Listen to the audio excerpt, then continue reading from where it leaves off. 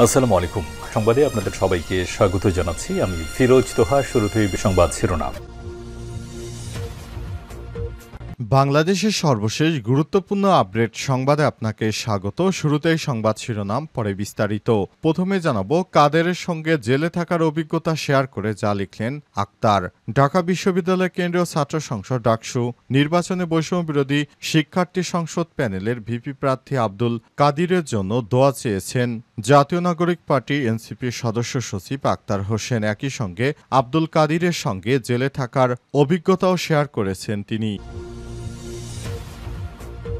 এরপর জানাবো, ডাকসু নির্বাচন থেকে সরে দাঁড়ালেন মাহিন সরকার। ঢাকা বিশ্ববিদ্যালয় কেন্দ্রীয় ছাত্র সংসদ ডাকসু নির্বাচনে সাধারণ সম্পাদক জিএস পদ থেকে সরে দাঁড়িয়েছেন মাহিন সরকার। একই সঙ্গে গণতান্ত্রিক ছাত্র সংসদ বাকশাস এর প্রার্থী আবু বাকের মজুমদারের প্রতি সমর্থন প্রকাশ করেছেন তিনি।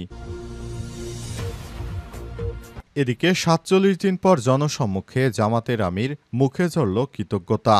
অসুস্থতার কারণে দীর্ঘ ৪৭ দিন পর সুস্থ হয়ে জনসম্মুখে এসে কথা বলেছেন বাংলাদেশ জামাত ইসলামের আমির ডা শফিকুর রহমান। আজ ঢাকা ১০ আসনের কাফরুল দক্ষিণ থানার উদ্যোগে আয়োজিত ফ্রি মেডিকেল ক্যাম্পে প্রধান অতিথি হিসেবে উপস্থিত হন ডা শফিকুর রহমান।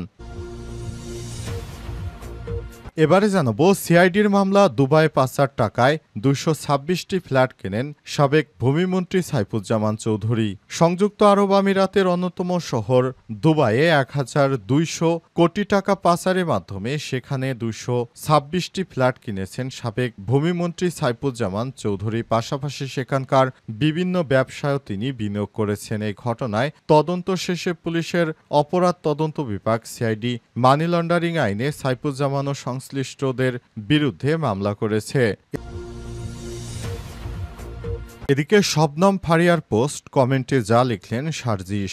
জনপ্রিয় অভিনেত্রী শবনম ফারিয়া, যার সুনিপুণ অভিনয়ের মাধ্যমে দর্শক হৃদয়ে জায়গা করে নিয়েছে বহু আগেই, সেই অভিনেত্রী বৈষম্য বিরোধী ছাত্র আন্দোলনে ছাত্রদের পক্ষে বেশ সরব ছিলেন। বর্তমানে তিনি অভিনয়ে অনিয়মিত হয়ে পড়েছেন, তবে সামাজিক যোগাযোগ মাধ্যমে তিনি বরাবরের মতোই সরব থেকেছেন।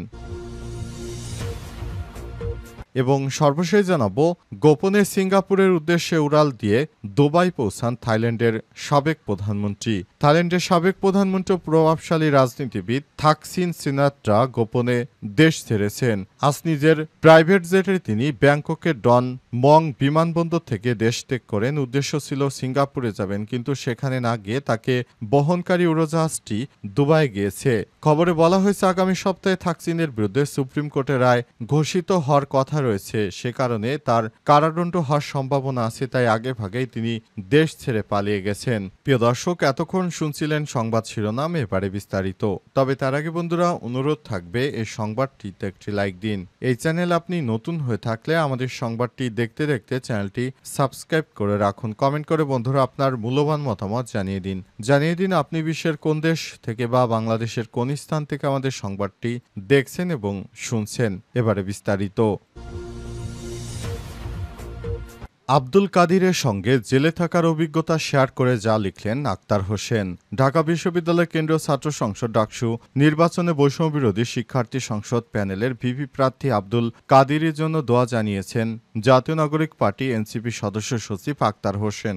একই সঙ্গে কাদেরের সঙ্গে জেলে থাকার অভিজ্ঞতাও শেয়ার করে তিনি লিখেছেন। নিজে তার ভেরিফাইড ফেসবুক আইডিতে দেয়া এক পোস্টে ভিপি প্রার্থী আব্দুল কাদেরের সঙ্গে রাজনৈতিক ও ব্যক্তিগত স্মৃতিচারণ করেন আক্তার হোসেন। পোস্টে তিনি লিখেছেন, ২০২২ সালে আবরার ফাদ শাহাদাত বার্ষিকী কর্মসূচিতে ছাত্রলীগ হামলা চালায়। পরে আহত অবস্থায় ঢাকা মেডিকেল কলেজ, সেখান থেকে পুলিশ আমাদের গ্রেপ্তার করে নিয়ে যায়। সেই সময় কাদেরের সঙ্গে জেলে থাকার অভিজ্ঞতার কথা উল্লেখ করে তিনি বলেন, বয়সে ছোট হলেও কাদের তখন আমাকে সাহস জুগিয়েছিলেন। জুলুম নির্যাতনের অবসান ঘটিয়ে হাসিনার পতন ঘটানোর স্বপ্নের কথাও জানিয়েছিলেন সে। তিনি আরও লিখেছেন, ক্যাম্পাস জীবনে অসংখ্য হুমকির মধ্যে কাদের সব সময় মাথা উঁচু করে প্রতিবাদ করেছেন। অন্যরা নিরাপদে থাকার পথ বেছে নিলেও কাদের সামনে এসে নিজে ঝুঁকি নিয়েছেন। আক্তার তার পোস্টে উল্লেখ করেছেন, গত বছরের গণঅভ্যুত্থানের সময় আন্দোলনকে দুর্বল করার জন্য ৮ দফা সামনে আনা হলে তখনই কাদের সাহস করে ৯ দফা ঘোষণা দিয়েছিলেন। তার সেই উদ্যোগ আন্দোলনকে আরও এক ধাপ এগিয়ে নিয়ে যেতে সহায়তা করেছে। ডাকসুর সাবেক সমাজসেবা সম্পাদক হিসেবে নিজের অভিজ্ঞতা তুলে ধরে আক্তার লিখেছেন, আমি তখন সামর্থ্যের মধ্যে ছোট ছোট কাজ করেছি, কিন্তু ৫ই আগস্টের বিজয়ের পর কাদের পুরো ক্যাম্পাসকে আপন করে নিয়েছে। তিনি আরও জানান, ২০১৯ সালে ছাত্র অবস্থায় ভিপি নির্বাচনে অংশ নেওয়ার ইচ্ছা ছিল তার, তবে ২০২৫ সালে ডাকসু নির্বাচন হলো, তিনি আর ক্যাম্পাসে নেই। সেই সময় তিনি বলেন, এখন কাদের ভিপি পদে লড়ছে, কাদের জন্য অনেক দোয়া রইল, ফি আমানিল্লাহ। ডাকসু নির্বাচন থেকে সরে দাঁড়ালেন মাহিন সরকার। ঢাকা বিশ্ববিদ্যালয় কেন্দ্রীয় ছাত্র সংসদ ডাকসু নির্বাচনের সাধারণ সম্পাদক জিএস পদ থেকে সরে দাঁড়িয়েছেন মাহিন সরকার। একই সঙ্গে গণতান্ত্রিক ছাত্র সংসদ বাকশাসের প্রার্থী আবু বাকের মজুমদারের প্রতি সমর্থন প্রকাশ করেছেন তিনি। শুক্রবার ৫ই সেপ্টেম্বর বেলা 11:30টার দিকে ঢাকা বিশ্ববিদ্যালয় মধুর ক্যান্টিন প্রাঙ্গণে আয়োজিত সংবাদ সম্মেলনে ঘোষণা দেন সাবেক এনসিপি নেতা মাহিন সরকার। সংবাদ সম্মেলনে মাহিন সরকার বলেন, সব জায়গায় গণঅভ্যুত্থানের শক্তিসমূহের মধ্যে ঐক্য থাকা জরুরি। তাই আমি মনে করি গণঅভ্যুত্থানে প্রথম সারির কেউ যদি ডাকসুতে নির্বাচিত হন তাহলে তিনি অন্য যে কোনো কারো চেয়ে বেশি দায়িত্বশীল থাকবেন। তিনি আরো বলেন, আবু বাকের মজুমদার গণঅভ্যুত্থানে একজন অগ্রসেনানী, তিনি যদি বিজয় হন সেটা আমাদের বিজয় হিসেবে গণ্য হবে। তাই আবু বাকের মজুমদারের প্রতি আমি আমার সমর্থন ব্যক্ত করছি বলে উল্লেখ করেছেন তিনি। এই ঘটনায় আবু বাকের মজুমদার তিনি যদি জিতেন তাহলে সেটা আমাদের জন্য বড় অর্জন হয়ে দাঁড়াবে, কারণ তিনিও শিক্ষার্থীদের নতুন রাজনৈতিক দলের সঙ্গে তার অনেক সম্পর্ক রয়েছে এবং মাহিন সরকারেরও নতুন রাজনৈতিক দলের সঙ্গে গভীর সম্পর্ক রয়েছে। সুতরাং তারা আলাদাভাবে দাঁড়ালেও নৈতিকগতভাবে তারা একই। সুতরাং এ কারণে তিনি রাজনীতি থেকে সরে দাঁড়ালেন।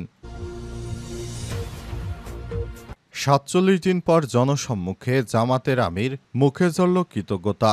অসুস্থ হওয়ার দীর্ঘ ৪৭ দিন পর সুস্থ হয়ে জনসম্মুখে এসে কথা বলেছেন বাংলাদেশ জামাত ইসলামের আমির ডাক্তার শফিকুর রহমান। আজ শুক্রবার ৫ই সেপ্টেম্বর ঢাকা ১০ আসনে কাফরুল দক্ষিণ থানার উদ্যোগে আয়োজিত ফ্রি মেডিকেল ক্যাম্পে প্রধান অতিথি হিসেবে উপস্থিত হন তিনি। এ সময় তিনি শুরুতেই মহান সৃষ্টিকর্তার কাছে কৃতজ্ঞতা প্রকাশ করে সুস্থ হয়ে আবার জনসম্মুখে এসে কথা বলার সুযোগ পান।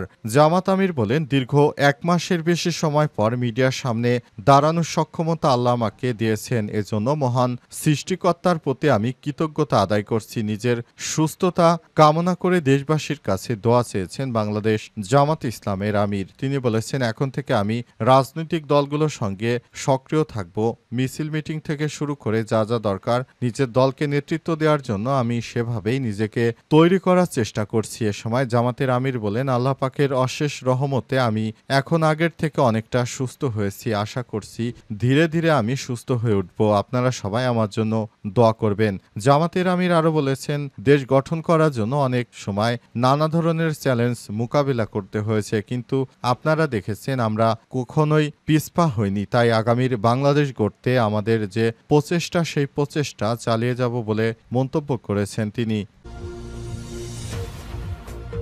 সিআইডির মামলা দুবাইয়ে পাচার টাকায় ২২৬টি ফ্ল্যাট কেনেন সাইফুজ্জামান। সংযুক্ত আরব আমিরাতের অন্যতম শহর দুবাইয়ে ১,২০০ কোটি টাকা পাচারের মাধ্যমে সেখানে ২২৬টি ফ্ল্যাট কিনেছেন সাবেক ভূমিমন্ত্রী সাইফুজ্জামান চৌধুরী। পাশাপাশি সেখানকার বিভিন্ন ব্যবসায় তিনি বিনিয়োগ করেছেন। এই ঘটনায় তদন্ত শেষে পুলিশের অপরাধ তদন্ত বিভাগ সিআইডি মানি লন্ডারিং এর আইনে সাইফুজ্জামান ও সংশ্লিষ্টদের বিরুদ্ধে মামলা করেছে। আজ এক সংবাদ বিজ্ঞপ্তিতে সিআইডি এই তথ্য নিশ্চিত করে। বিজ্ঞপ্তিতে সিআইডির বিশেষ পুলিশ সুপার মিডিয়া জসিমউদ্দিন খান জানান, প্রাথমিক অনুসন্ধানে দুবাই পুলিশ বিপুল অঙ্কের অর্থ পাচারের প্রমাণ দিয়েছে। এর পরিপ্রেক্ষিতে অনুসন্ধান শেষে সাইফুজ্জামান চৌধুরী ৫৬, তার স্ত্রী রুকমিলা জামান সহ ৪৬ জনের নাম সহ অজ্ঞাতনামা আরও 5 থেকে 7 জনের বিরুদ্ধে চট্টগ্রাম কোতোয়ালি থানায় সিআইডি বাদী হয়ে অর্থ পাচারের মামলা করেছেন।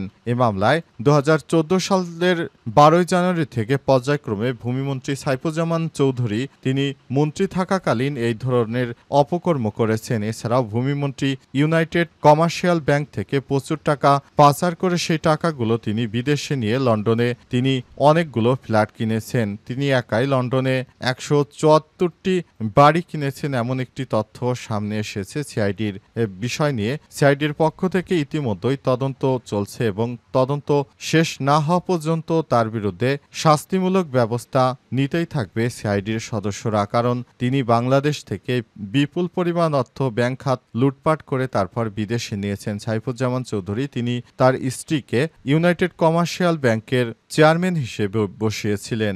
এখন বর্তমানে সাইফুজ্জামান চৌধুরী ইংল্যান্ডে পলাতক রয়েছে। আল জাজিরার এক অনুসন্ধান থেকে এই তথ্য নিশ্চিত করা হয়েছে।